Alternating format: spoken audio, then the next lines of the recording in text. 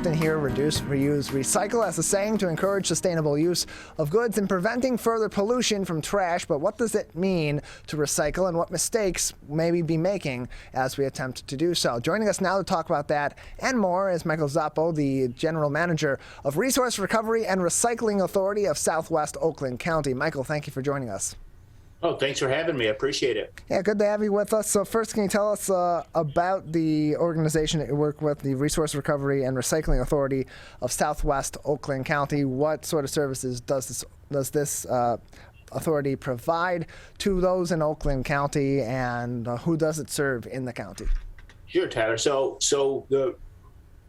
the authority is a municipal solid waste authority. We represent 9 municipalities in Southwest Oakland County, stretching from Southfield out to South Lyon, and we help those communities manage and design, manage those programs for trash, recycling, yard waste, hazardous materials, everything dealing with the stuff that we bring into our homes and then want to get rid of at some point.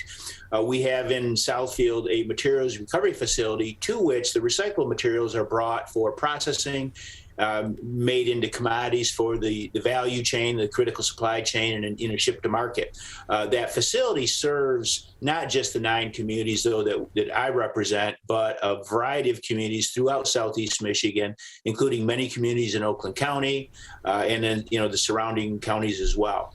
So we focus on trying to make sure that folks understand what can and cannot be recycled and making sure that's properly prepared before we get it to prepare it for the critical supply chain.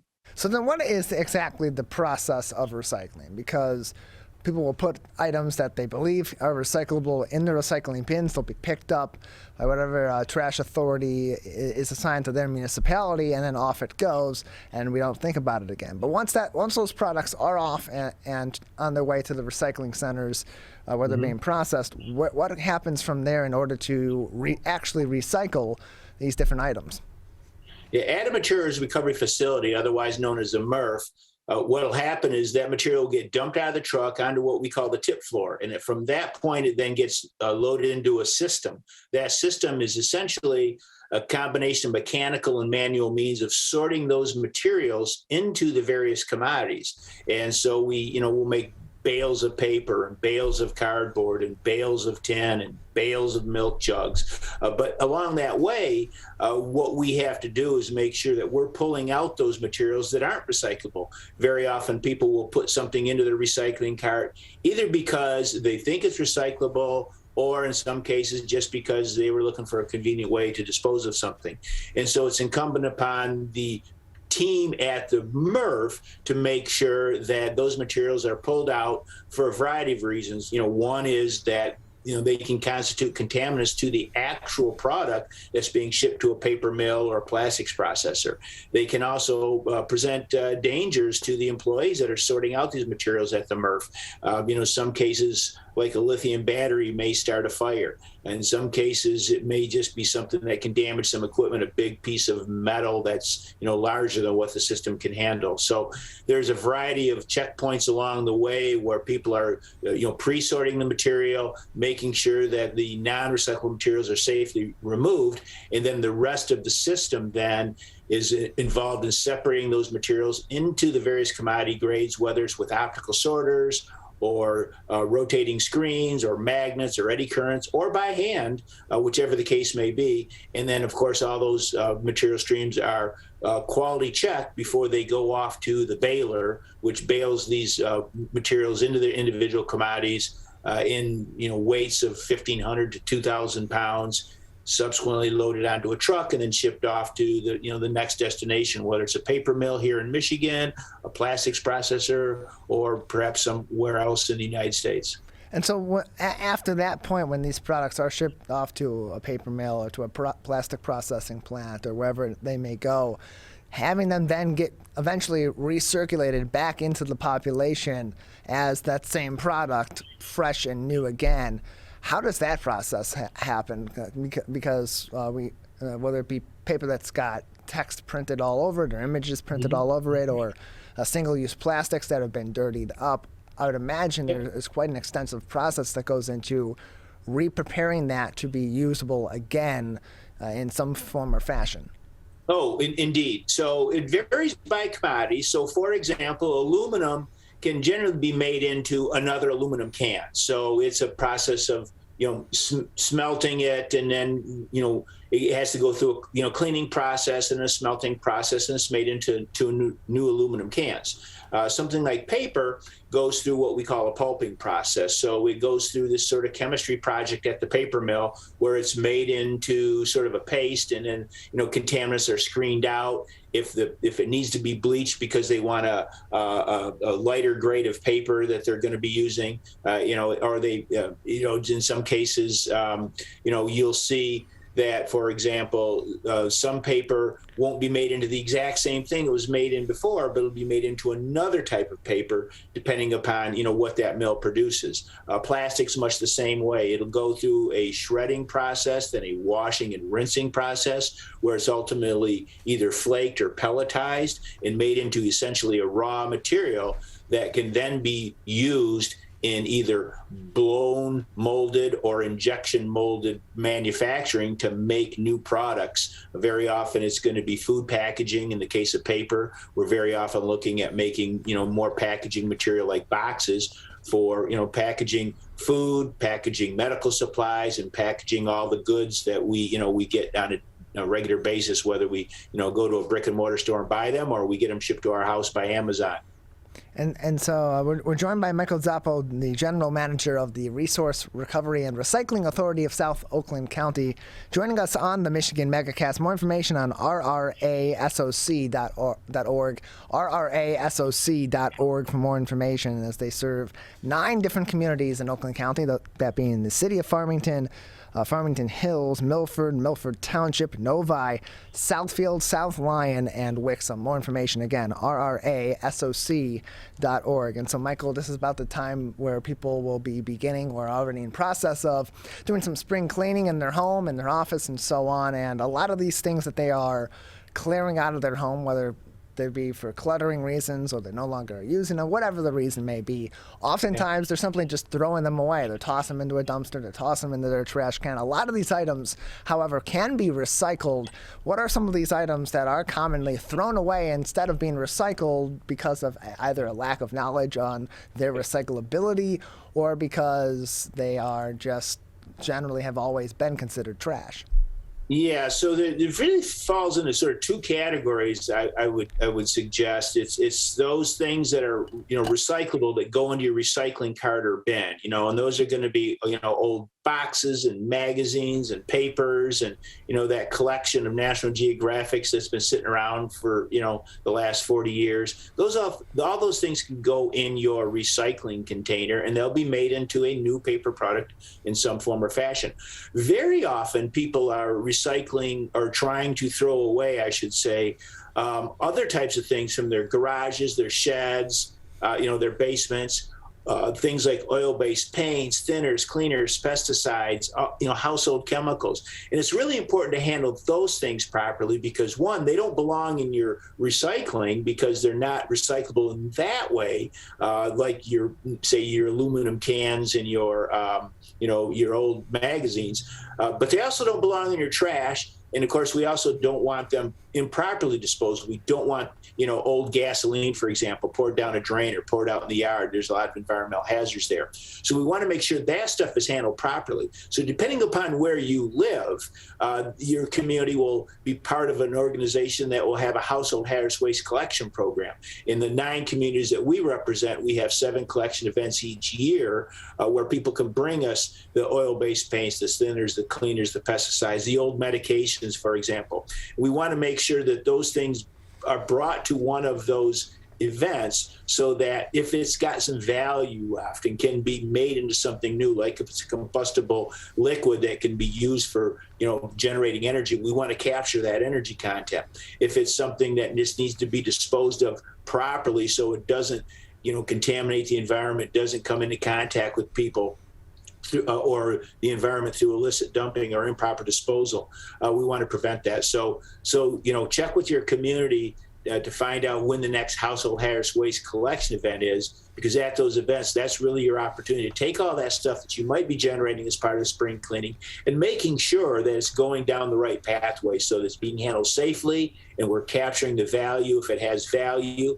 And if not, we're, again, making sure it's properly disposed so that we're not creating hazards. And one of the things that we like to focus on is old medications. A lot of police departments also will take old pills. We want to have people routinely go through their medicine cabinets and go through the place where they store their medications and make sure they're not keeping around old medications that are either expired or there's something they don't need anymore. We don't want them to accidentally take the wrong medication. We certainly don't want people for whom that medication wasn't prescribed to get their hands on that medication, and that they don't also belong flushed down the toilet, because then it ends up in the ecosystem and that creates problems as well. So these hazardous waste events, as well as many police departments, are well equipped to take your old medications and make sure that they're properly handled in a safe way and in a secure way as well, so they don't fall into the wrong hands. Visit your local police department headquarters or call your local police department on the non-emergency line in order to talk about whether or not they are involved in a drug take-back program such as Operation Medicine Cabinet or something else in your local area. And then we're also being joined today by Michael Scapo, the General Manager of the Resource Recovery and Recycling Authority of Southwest Oakland County. Their upcoming household hazardous waste disposal events include April 9th at the Wixom Department of Public Works, April 23rd at the RRA SOC MRF truck entrance, May 7th at the Oakland Community College Orchard Ridge campus located on Orchard Lake Road in Farmington Hills, and May 21st at the Milford Civic Center. More information on the website rrasoc.org. That's rrasoc.org. And so, Michael, we've talked about some of the common items in the home and your work environment that may be recyclable and are often thrown out. Let's go on the opposite end now. What are some of those common items that are often recycled, go into the plants for sorting, and then have to be sorted out because they're not actually recyclable, but people may think that they are? Probably the most common item would be plastic bags or shrink wrap. If you buy a case of water bottles, for example, it'd be in a cardboard box, which is readily recyclable. All those bottles, including the caps, are readily recyclable. But that shrink wrap around the outside that's holding those bottles in that box, it might be labeled as recyclable, but it is not something we can process. It gets tangled up in our equipment. The plastics processors don't want it on the scale that would, be generated. So that's something that's not recyclable. Plastic bags, grocery bags, bags you might get from a retailer. Another big mistake we see folks making is they will collect their recyclables in a plastic bag and then put that plastic bag with the recyclables in it in a container at a drop-off center or in their recycling cart or recycling bin.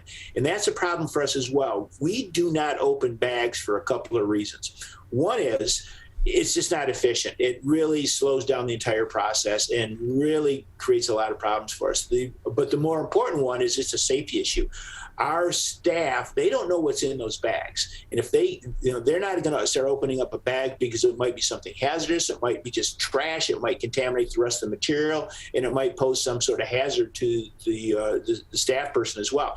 So if we see bags of recyclables on our tip floor, those end up in the trash. So someone may have gone to the trouble of collecting the recyclables in a bag thinking they're doing something right, but because they improperly prepared them, we end up having to throw them away. And we see that with other items as well, even recyclable items. If that dog food can has still got, half a can of dog food in it, we really can't use that. We do not want those organic food products, whether it's dog food or can of beans or whatever the case may be, with our recyclable materials. The places that we have to send them don't want the food in the product. We don't want it on our tip floor because it creates smells, it attracts vectors, flies and raccoons and possums and you name it. So we ask people to make sure that their stuff is rinsed out. Now, they don't have to run that old food can or that soup can through the dishwasher. It doesn't have to be pristine, but we do want them to take the time to rinse it out, make sure it's clean, empty, and dry is the phrase that we like to use. And once it's clean, empty, and dry, it's certainly recyclable and can go in your container. We also, of course, recommend that people visit our website or their community's website We have a mobile app, in fact, called the Recycling Directory, where you can type in a material and it'll tell you what to do with it, whether or not it is recyclable, because we want people to familiarize themselves with the rules of what can and cannot be recycled. They'll find it's really pretty straightforward, and there's a lot of common sense things in there, but we do find that people will sometimes be misled by the labeling on a package because it might say it's recyclable when in fact it's not. And then the other big mistake that is out there, it's really not folks' fault, but plastic products have this little arrows chasing arrows typically on the bottom with a number in the middle. And that's a resin code identifying the type of plastic out of which that product is made. It doesn't necessarily mean, though, that it's recyclable. It just really says what type of plastic it is. But depending on how that product is made out of that type of plastic, it may or may not be recyclable. And it's only really recyclable, as I like to say, if it's practically recyclable. Can we cost effectively collect it at scale? Can we cost effectively and safely sort it at a processing facility? And perhaps most importantly, is there some place downstream, like a paper mill, like a plastics processor, like a metals processor, that wants that as a raw material that they can then either themselves or ship it further downstream to some manufacturer that will make that into a new product? Because if it can't be made into a new product, cost effectively, it's not really recyclable, even if it might be labeled as recyclable. So check your guidelines, check your rules. Many times you'll see stamped on the lid of your recycling cart what can and cannot go into that cart. And so then, of course, if there's any questions, folks can always reach out to either us or their municipality, or send us an email, give us a telephone call, or simply just check our website at rasoc.org to find out what can and cannot go into the recycling cart. We're joined by Michael Scapo, the General Manager of the Resource Recovery and Recycling Authority of Southwest Oakland County, on the Michigan Megacast, rrrasoc.org for more information, rrrasoc.org. To learn more, or you can also call them at 248-208-2270, 248-208-2270. Leslie, I live in an apartment complex. We don't have specific recycling services available. There's not a recycling dumpster that's there. This is a common problem, not just here in Michigan, but really everywhere that recycling happens. Has this void in the recycling system, has that been ever even remotely addressed? And if not, then, and if it's not something that could potentially be solved anytime soon, what should those that are living in an apartment or in another facility that does not include recycling services, what should they do in order to contribute to recycling these products? So that is a problem that's being worked on, and there's a couple of ways to address it. In the near term, many of us, like the authority, we have a drop-off facility. We have a drop-off facility in Southfield, and we have a drop-off facility in Novi, and people can find the location of that on both those sites on our website. And those sites accept the same things that a single-family homeowner would be able to put in their recycling cart. So we encourage people that live in apartments to make themselves aware of those opportunities. And we're not the only drop-off sites in Oakland County. There are other sites, and there are other sites throughout Southeast Michigan, and of course across the country. We are also working, from a broader policy standpoint to figure out ways to encourage multifamily recycling. Very often it ends up being the responsibility of the folks that own that apartment complex to provide for those services for their tenants. But they're not going to do that unless their tenants value that and want that service at their site. That on-site recycling that can be done logistically is a little bit more complicated than curbside recycling for single-family homes, but it can be done at multifamily units. But the tenants have to want it, and the managers of those facilities have to make those arrangements. Sometimes logistically it's a little bit more challenging because historically, apartment complexes weren't designed to accommodate recycling services. And so, there are some workarounds that may have to be done. But at the end of the day, it is possible. And we're working, as a recycling community, and the state of Michigan through its Renew Michigan program is trying to figure out ways to encourage more multifamily and apartment recycling. But in the meantime, we do have our drop-off sites available, and folks are more than welcome to use it, whether or not they live in our 9 communities or not. If they live in one of the neighboring communities that doesn't have a drop-off and they don't have at-home recycling, they can bring it to our drop-off in Novi or in Southfield, and we'll take it from there. Michael, thank you so much for joining us. My pleasure.